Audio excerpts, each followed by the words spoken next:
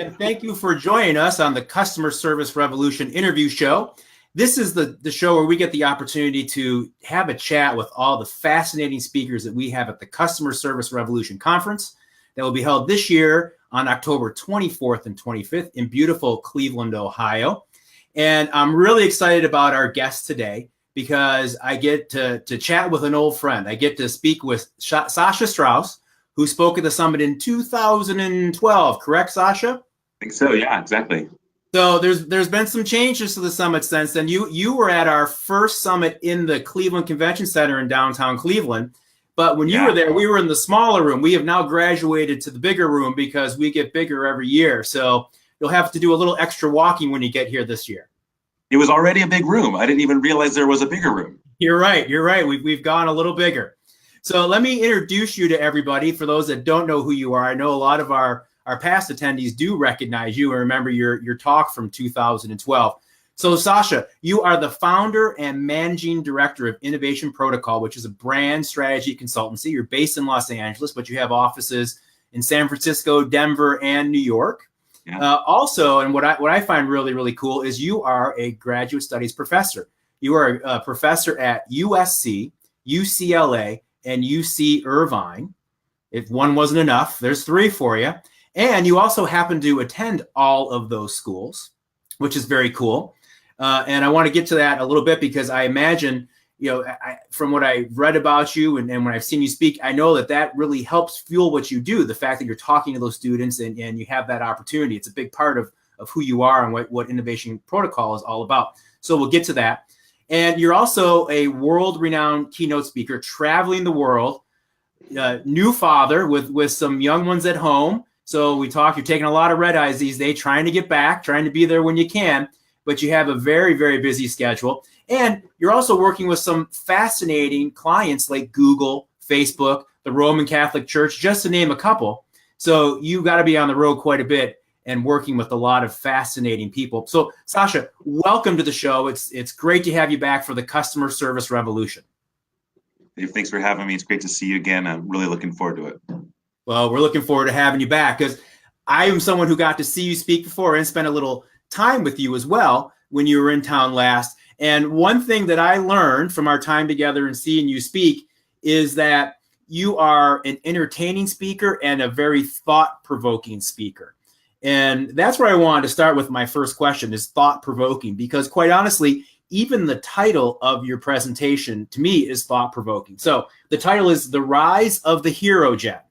Am I saying that correctly, first of all? You are. You're not only saying it correctly, it was designed to be said any way you want to say it. In fact, my South American clients and audiences, they say henheroe.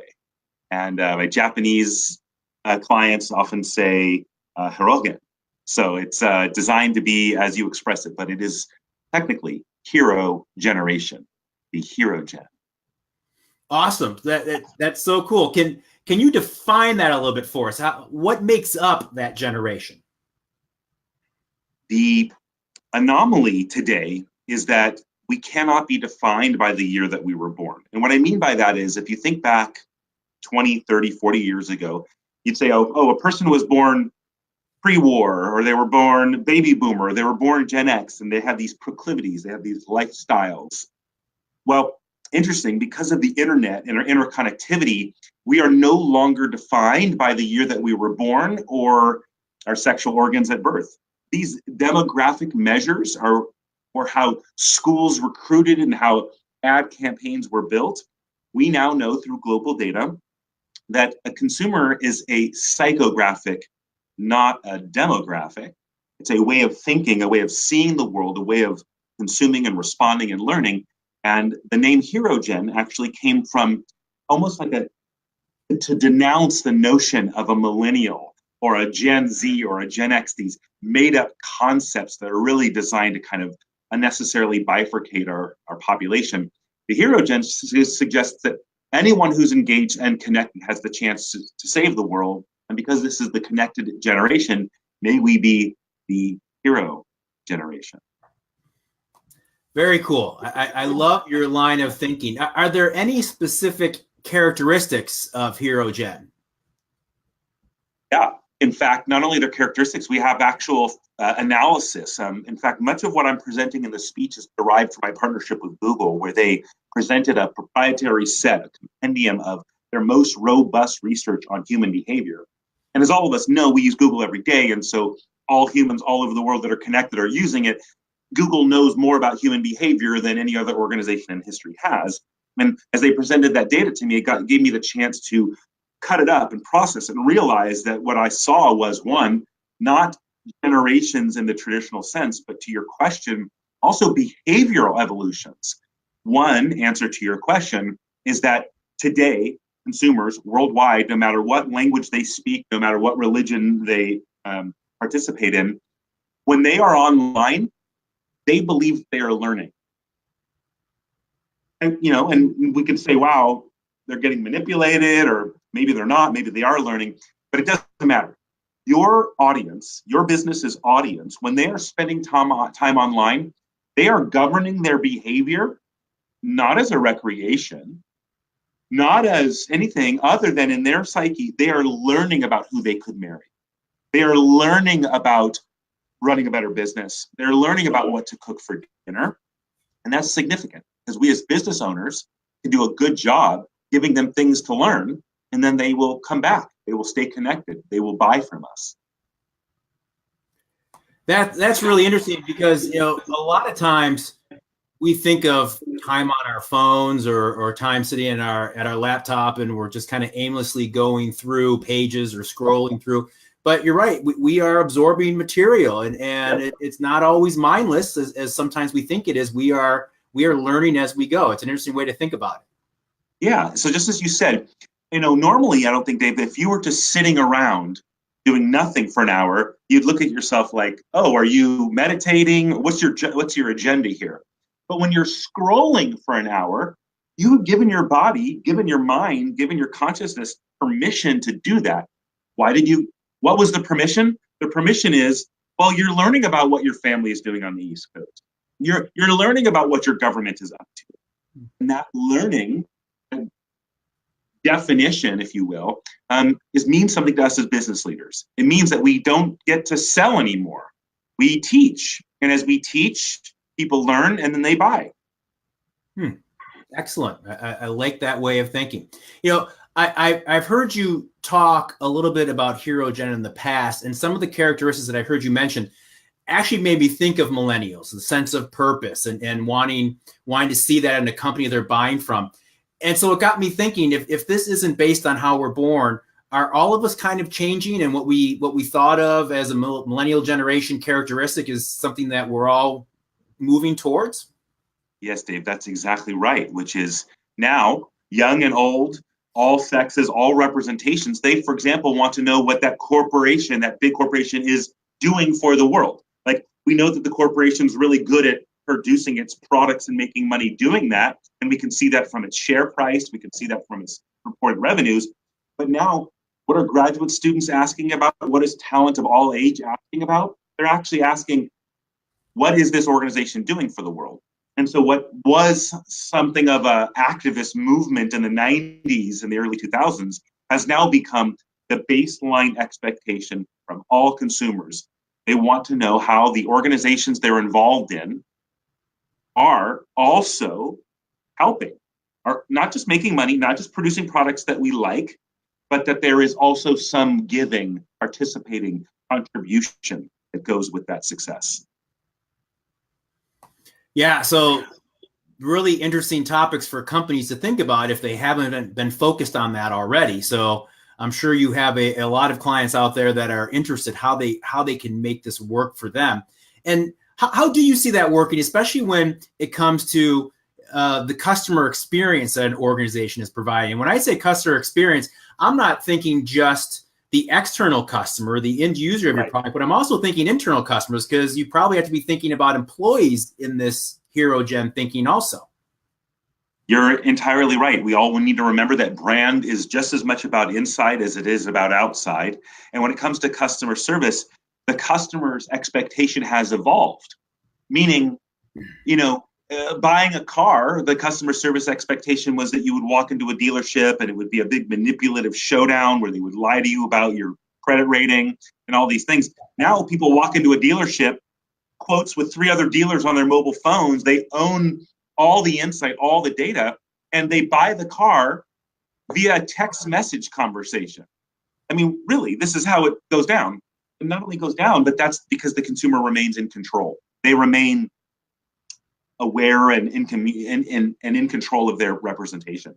So I want to point out that the customer service experience has evolved, because what was formulaic steps of how we manage customers along the journey has completely derailed. Now we're in really conversation with the customer. That's what Twitter has become. It's almost like a platform for conversation with customers. That's what Facebook is really evolving into. And so as we think about the modern age of customer service, got to remember, when we're standing in front of someone who's 70 years old or 7 years old, they might actually have the same expectation. They might also want to learn from you, but they also want to see what you're doing for the world, how this organization is contributing. So big consideration for customer service. Customer service was really about regiment and routine. How do we create these stage gates so that the consumer who's moving through our business is getting what they want from us? Well, yes, but now there's a discussion on top of it. There's a discourse on top of it, and that's what this modern consumer is expecting. The ability to ask, the ability to query, the ability to substantiate, and that's what we have to be prepared for.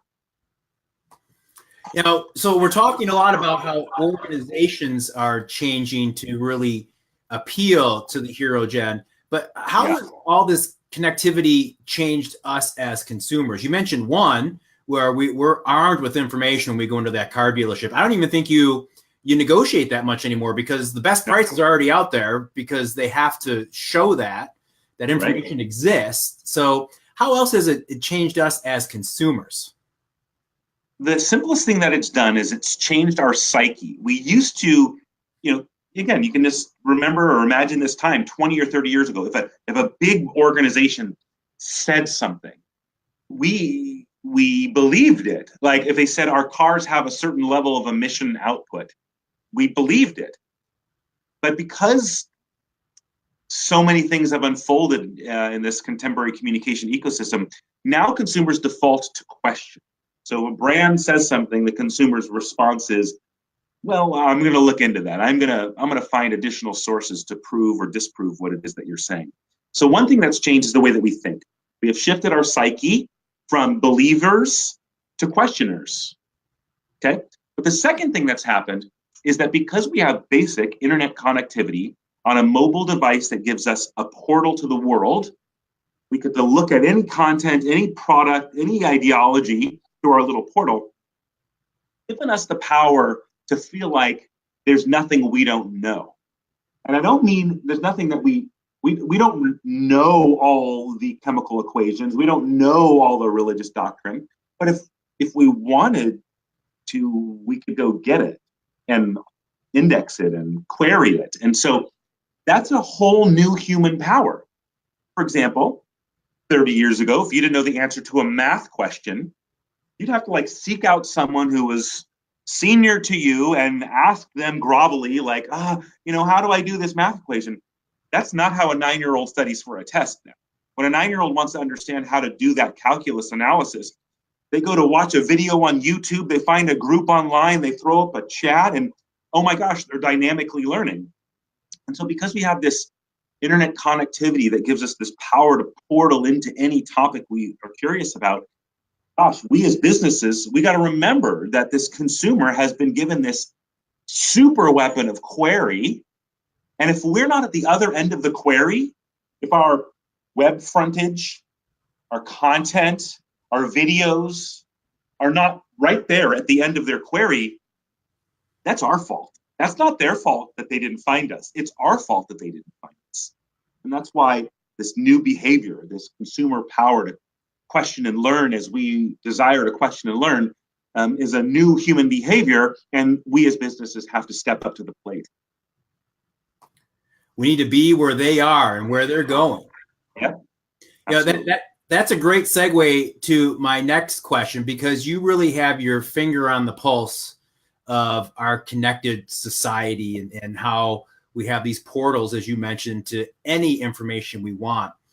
What's your sense of what's coming next? What's the next big thing in this connectivity, especially as it relates to HeroGen and how we're consumers? Cool. So you know that there's like this this mockery of people on their mobile phone. And you and I fall prey to this too. But you know, we're like this. We're like living our lives like, you know, like this. So let's take the portal conversation that you and I just had. And the reason why we're holding this phone like this is just because the form factor and the batting of the screen is limiting to us. But as soon as this is right here and it's augmenting our reality, it's showing me a clock up in the corner here so that I'm looking at you and I know how much time we've got left. That's coming very, very soon. Heads-up displays in cars. I don't know if you've ever driven a car with a heads-up display. It will completely revolutionize the way that you drive. It's amazing. You can control your audio. You've got your speed limit, everything right there, line of sight on the road. So as these devices become more and more powerful and as technology gets smaller and smaller and smaller, in the next 3 to 5 years,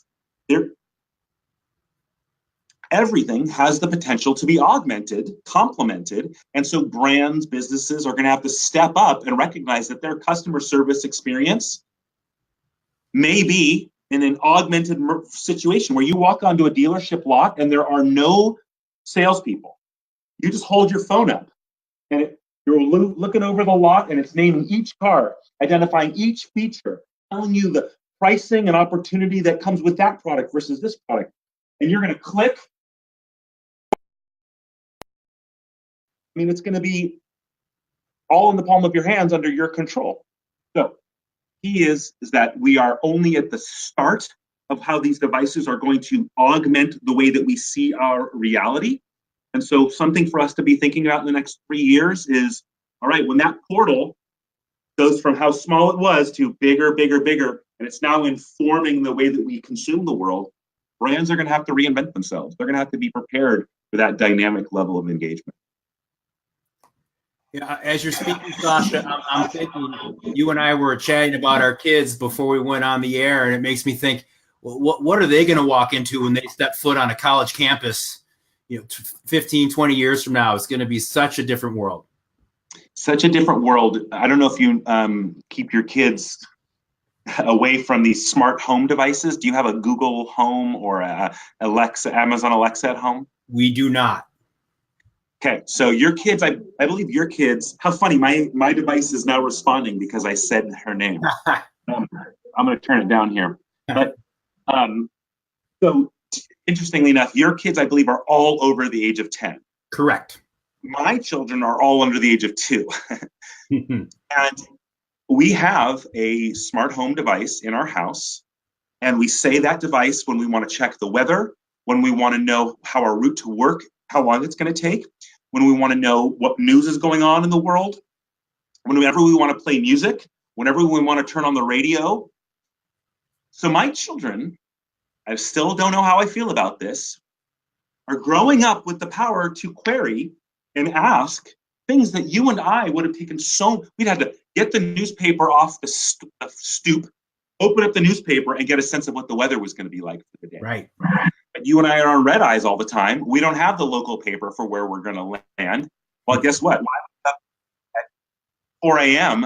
And I need to know where I'm going and what I'm doing. Well, now there's this new power, and it's changing. For example, one thing that I'll end on that's so fascinating is let's talk about how we name our products and services to make it easy for our customer to engage with us, right?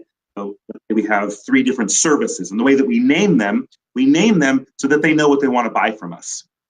Well, the crazy thing that's happening right now is we also have to think about how they verbalize the name and say it out loud, because they're going to be using a smart device on their Apple device, on their Google device, Amazon device.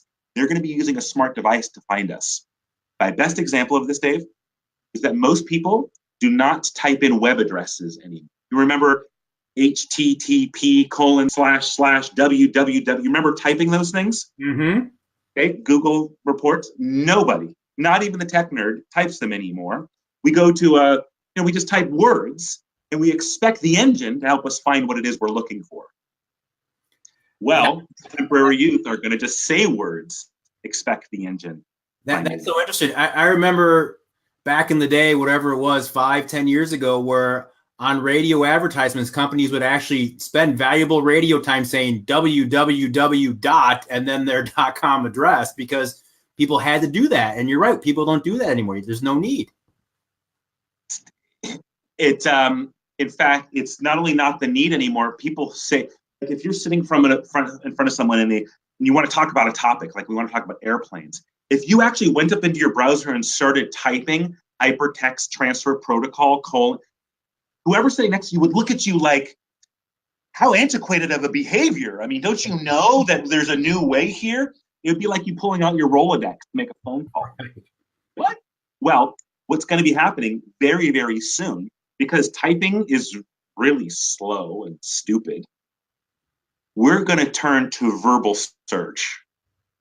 And brands and the whole customer service experience is going to have to evolve to participate in verbal search.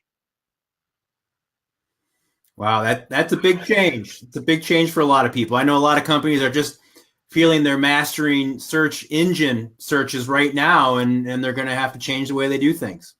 In 18 months, search engine optimization, which is simply making sure search engines can find you, is going to be like tap water in the house. It's going to be anti. If your business doesn't exist, is not real, unless your website was built in a way that it can be identified and indexed. Search engine marketing, which is like pushing, your answer, that's different. That's campaigning, and I think that's important. Mm-hmm. But whether you're a nonprofit or an academic institution, if your audience can't find you because you didn't give them directional signage, your fault, not theirs. Right, absolutely. Yeah, I did want to touch on one other thing before I get to my last question, and we touched on the top the fact that you're teaching at 3 of the universities that you attended, and I'm just curious because here you are as managing director of Innovation Protocol, and you're walking in to work with your clients that, in a lot of cases, haven't changed their industry. They've changed the world. They changed the way we live. When you talk about a Google and a Facebook, they've changed what we do. And then you go back and you're teaching, and I imagine learning from your students as well. Can you just talk about that dynamic a little bit? I imagine they fuel each other and help you do what you do. They do. In fact, as you describe them, I'm aghast because it sounds so tiring to do all the things that you just described.